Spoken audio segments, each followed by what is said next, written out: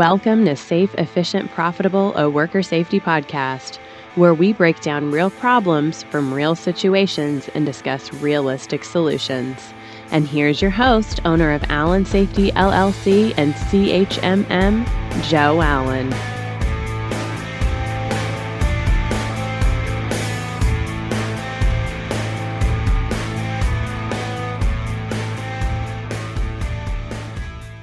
Good day.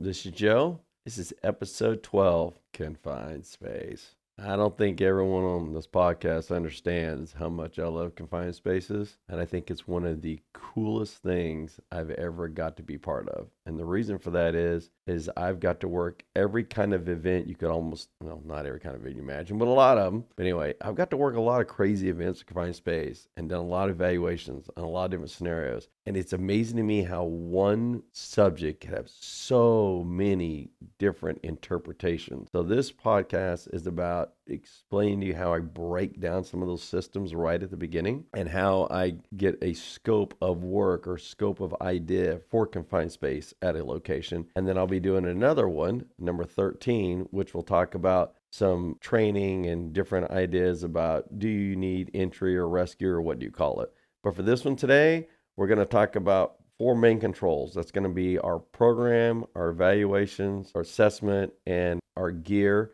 and what we need to purchase. And I bring this up because I write hundreds of procedures. My team writes hundreds of procedures on how to go into a confined space. But the very first thing I do before any confined space evaluation is I ask, what is the intent of the location I'm standing at's goal with this, as in confined space? Some places will have a program that says we're going to never enter. Some places say they never enter, but they actually do because they call the item different than confined space so they can enter it. Some places will say we only do certain kinds of entries, or we only do non-entry this, or we only do entry this, or we only do this kind of rescue. There's so many versions they go through. So what I start with is, okay, do you have a program? Great. I'm pretty sure that program, if I read it, may not have the way I'm thinking when I read it. It's going to have a lot of data, which is fine. But the first thing I'm looking for is I, Joe Allen, have about a 9-page document we created a few years ago. And it allows me to break down all of the way I'm going to manage confined space. But one of the first things I do is I decide how many spaces we think we have. And that statement alone can make people have lots of interesting conversations. It's amazing to me how people can interpret the same space at 4 different locations, and they all have different versions of what they think it is or is not. And I don't understand that. If it's a hazard and it's a space and it looks like it's a blue tank and they have the exact same blue tank somewhere else, it's still the same hazard, same space somewhere else. So it'd have to be in both their list of confined spaces. But even the start of identifying your list of confined space creates a lot of interesting conversation. So first thing I do is I try to get a list together. Now, I don't say that the list is an absolute. I write everything down first. So you got 100 of them. Great. Let's write 100 of them potentials. And then we start breaking down each one on an evaluation or assessment of, do we think it's confined space? Now, the traditional ways people say, is it big enough to enter, limit restricted, and have a little checkbox. That's great. That's fine. But I'm more concerned about, is there a risk that allows the person not to get out in a timely manner? That's what I look at first. Not is it an entry or non-entry rescue, not is it is a space or not. I spend more time on if person is inside that blue tank doing a task. How hard is it for them to get out on their own? And is there a risk that they would hurt themselves getting out? And if any of those answers say yes to me, I start breaking down, it could be a confined space. Maybe not permanent yet, but be a confined space.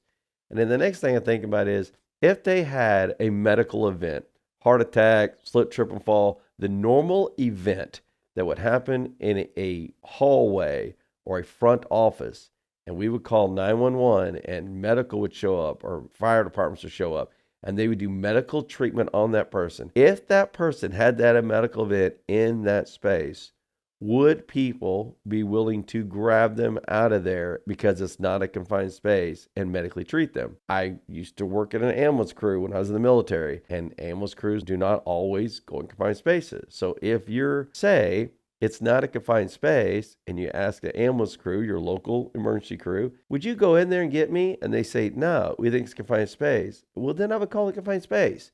Because the end result is you have to be able to get medical care for the person having a medical event no matter what. So that's how I start breaking it down. Next thing I do is I will now say, okay, I have a list of confined spaces. Here's 100 of them. How many are we going to enter in here? What do you mean? Are we going to enter all of them? Well, we're going to allow people to enter all of them. Okay. Are we really going to do all of them, or are we going to do like 12? Well, we're mainly going to go to 12. Okay. So we're going to go into 12. And then are we going to contract out some of these? Well, yeah, probably 5 or 6 of them. And then what are we going to do with the rest of them? Well, we never enter them. Okay. So I'm going to take that list and I'm going to break down almost like a line item. The first ones that we're all going to go into here and we agree to, that's 1 through whatever. And then the next category is I'm going to contract out. Those are those. And then the next ones is the ones I can go into. I've already started deciding how I'm going to label these spaces and what I'm going to do with them as I walk through. It makes me look at the space a little differently. Now, I have the space we always go into, number 1. So we go into blue tank number 1. If we get ready to go into blue tank number 1, I'm going to say, how many people does it take to that task? Okay. And how hard is it going to be to get in and out of there? Okay. And then I'm going to say, is it going to be enter, non-entry, rescue? I'm still thinking of all these while I'm trying to figure out this math equation, because what I'm trying to determine is, do they have the labor to do the task? Do they have the amount of equipment to do the task? Do they have the training to do the task? I'm not saying they currently have it. I'm saying those are all the questions that's going to have to happen now on the decision we're making for that space. It's amazing how many people will say we will enter into one of these 10 spaces or all 10. But when we start asking these questions, they don't go into as many of them as they want to, because it's way bigger than they thought. You got to remember, I get hired to go help evaluate spaces, and it may have been something they go into all the time. And now that I called it confined space, they need to have all these other things. They say, well, I don't want to do that. Well, then now I'm looking at engineering. So now I will take the engineering controls I can try to think of for that space. I'm not saying it's perfect, but I'll give you an example. Blue tank, as I'm evaluating, getting ready to do assessment, has a pipe going from the outside of it to the inside of it. The blue tank valve for the pipe is on the inside of the tank. We're entering the space weekly to turn off the valve. My suggestion would be, yes, you enter it, and yes, it's confined space. Can we just put the valve on the outside of the tank so we don't have to go in there at all? And it's kind of like I've talked about with ladders, or kind of like with these other hazards. Is there a way I can remove the hazard from engineering so I don't have to go in there? Because my first loyalty to my entire confined space program is not having to enter the space. My second loyalty is, if we have to enter the space, then can I reduce the amount of people that need to go, or can I reduce the amount of times we need to go? So if we go in there every week, can I make it so we only go in once a month? I don't like snakes. So I had a place years ago that opened up a pit, basically, and the floor was moving. I hadn't really seen that much in my career, so I thought that was different. And I made a comment, do you ever have to go in here? And they said, yes. I don't like going in where there's snakes at the bottom of the pit. And I said, so why do you go in here? We have to go in here every week to do X. And basically, that particular process was take a meter reading. So I said to myself, because I don't like snakes, and I don't like going to confined space, I keep from it, what is every way in the world that I can brainstorm right now standing here that keeps me from going in there? Yes, I'm doing assessment. Yes, I'm evaluating hazards. Yes, I'm saying pros or cons, confined space or not. But what I'm really trying to figure out is, how do I go in there and not get bit by a snake? I could write snake as the hazard. I could write, how am I going to mitigate it? And what am I going to do? And do I wear PPE? Do I need snake guards? And what kind of boots do I wear? And what kind of snake training do I need to get online? And do I watch those shows where people show how they grab the snake fast? And I watch videos. There's so many things I could do at that moment. Or I could say, hey, can we just like grab some binoculars or grab a camera and just take a picture of the meter reading device and just look at it in an office? And if I can I eliminate going in there? And they said, well, sure. Well, good. I don't have to go in there while the snake's there. That's my goal. Yes, I have a program. Yes, I have procedures. Yes, I have assessments. Yes, I have gear. But before I go down this path of all this craziness, I want to not go in the space. That's the first thing I want to do. Now, the next thing I want to do is now I'm going to do some kind of assessment. Again, we write a lot of assessments, and I will write the assessment based on the practicality of what I've experienced in my career, not just about checking a box. And what I mean by that is if we go into the space on a Tuesday and we always go in at 3 in the afternoon, and there's only 2 people here at 3 in the afternoon, and this particular space needs 5 people, then maybe we need to talk about what day we go in, because that's really the control we're talking about right now. Well, I don't want to bring people in overtime because that costs more money. Okay, well, then maybe we look at, can we change how often we go in? Can we change the piping design? Can we change the entry point? What can we do? I'm starting to break that down with that idea, just even based on labor. Now I'm going to do it at night. Now it's dark. So now my assessment may have been, do the task, here's the hazard. But at night it's so dark, and that's when they normally do it. The hazard assessment really needs to talk about lighting and flashlights and maybe headlamps and outside resources showing in light. Because realistically, they're going to do it Thursday night at 10 o'clock every night because that's when they have the labor, and not Tuesday in the afternoon. So what I really need to do is ask for the hazards, evaluate what I think the hazards are, and then think real time, when are they going to do this? How many people is it going to take? And what are these other hazards being introduced? I also don't like spiders. So if we open a pit and there's a whole bunch of spiders, it doesn't matter where you put my name on that permit. I don't want to be the one going in if there's spiders, especially the first one going in to clean it.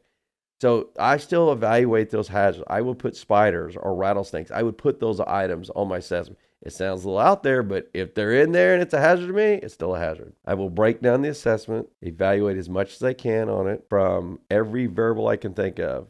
And then I will think to myself, how do we get you out? If you go inside a space, the blue tank, and you have the medical event, and the people that have to remove you are the people on property due to timing, then we now have to train people, which means I need to add to my program training or add to my gear what kind of gear I'm going to need for entry and to rescue. I've seen a lot of locations say we don't enter spaces, but they do. And then I see people say, well, it's not risky because we're only going there a couple feet. It doesn't change your medical event. And I also hear a lot of, well, the fire department or someone will come rescue us. Absolutely.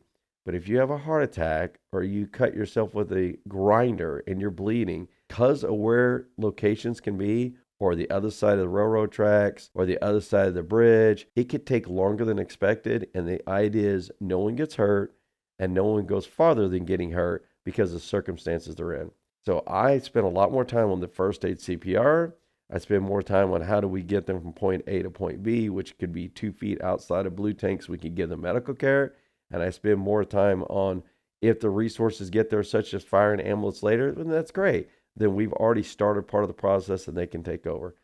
I spend most of my time on how to protect the employee who went in there and how to get them out and give them medical care. Everything else is just a plan on how I'm going to do that process. I will do the assessment. I actually write on the assessment. People think it's kind of weird too, but I actually write in there the dimensions of the opening. Now, the reason I do that is because I've got to get them out in a timely manner and make sure they're medically taken care of. If the person goes in a particular blue tank and the dimensions are small, and by the time they wear their coat, because it's cold, it makes them a tight fit to get into the blue tank, then the part of getting out of the blue tank for medical reasons makes it extremely difficult to do. So even the gear I'm going to buy and the width of it and the length of it and the style of it may change based on they go in during the winter, they wear a coat. This is who normally goes in. It's, person one, and person one is kind of snug when they wear their coat going in there. I still have to be able to get them out. So my plan may be, am I going to cut off a jacket? Am I going to change the PPE so I have to wear a thick coat? Am I going to change the rescue gear that I'm going to use so we can get in and out of the space? But so I write the whole dimensions so that I know what I'm working with from a practicality standpoint. If I cannot get them out of the space and they got in there, or if it takes long time to get them out of the space, I've changed that risk variable, and I don't want to do that.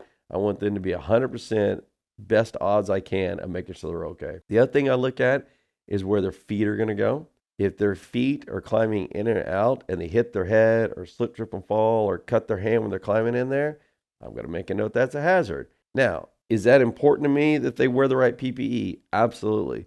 I still spend more time on not adding PPE. I spend more time on having the right equipment and the right process to do it. Do I need to change the boot out? Well, instead of changing the boot, can I just remove all the water in there? Can I open it up longer and let it dry? Can I use fan systems so it's not so slick if it's headwaters? What are other things I can do besides just empty the vessel, put on some waterproof boots, and go in and hope I don't slip? I would like to try to remove as many hazards as I can, which means for time. We do that with a boiler. No one turns off a boiler and goes in 15 minutes later. They turn off the boiler, they let it cool down, and then they go in there. Well, that's great. So if they go in a boiler, though, the hazard is really not the confined space. The hazard is the lockout tagout. Because the confined space part's the easy part. They've already locked it out. It's already cooled. It's already open. Great. We do the entry. I can do a lot of boiler entries. Not that hard at all. The crazy part of the boiler entry is actually the lockout tagout. So on my assessment, I would spend more time on validating the lockout is right and validating it is cold and validating that I can get to and from the back in front of it. And is there other hazards around me as part of the assessment, not just the hazard climbing the boiler, because that's the easiest part to do. So that's where I'm at with the assessments. I could go on for hours on how to do an assessment. I think they're one of the most critical parts of the entire confined space process. I don't believe that the rescues and the training and the programs are as crazy as the assessment part, because I train a lot of people and people can do some amazing things. But you have to first decide if it's a confined space. You have to first decide if it's really a hazard and how you're going to manage that. And until you do that, I don't know how you buy equipment and decide what training. If you decide you're only going to go in 10 spaces, then you only need training for 10 spaces. So if you say, well, this space requires SCBAs and it requires all this other stuff, yeah, but we don't go in there. So we just contract that out. Well, then I don't have to buy all that gear. I don't have to do fit test and physical. I don't have to train on it. I don't have to store it. We train on the 10 space we're going to go into, and the information and data we need to do that space is the assessment. And we use that assessment to help tell us the gear we need to buy. And now we take the gear we need to buy and we do the entry. I don't buy more gear and I don't add more things to the space. I don't have to. If it's 10 spaces and we go into it and we get it done, that's great. If we decide we're not going to go into the other spaces, then I don't have to do training for all those. We contract it or we manage it a different way. So I do spend a lot of time on that part of what are we really going to go into and what are we not, and start from there. All right, I appreciate you taking a few minutes today with me and listen to the confined space part. Next episode will be episode 13. We'll be talking about a little more of the training and a little bit of entry, but assessment's the key for this one. Evaluate it correctly. And then to close with this, don't ever do an assessment by yourself. I treat assessments just like lockout tagout procedures. I don't like being the only person that writes them. I like having a couple people on there. If the end user's around, I like using it for that, just like I do lockout. If I have a measuring device, I measure the openings so that no one can say that space is this size or that size. No, I need to know what it is because I need to get all the right gear and the right equipment to do the task. The length of hose. Why do I need the length of hose? Because I measured it and said it's 10 foot long. Well, then I need about 14 foot of hose. So I'm going to break down all these variables as I go. So think of that when you do the assessment. Have another person there with you. Brainstorm as you go. If I'm standing next to you and we're doing an assessment, I'm going to ask you a whole lot of questions. So just be devoted to having an exciting time with me, and we're going through a bunch of questions. But for today, thank you for listening. I'm going to close out here. You all have a good day, and thanks for listening. Thank you for listening to Safe, Efficient, Profitable, a Worker Safety Podcast. If you like what you heard here, please take a moment to write us a quick review, like, subscribe, and share our podcast so that others can find us. For questions or to request topics that you'd like to hear on our next show, please visit us at www.allen-safety.com. Thank you.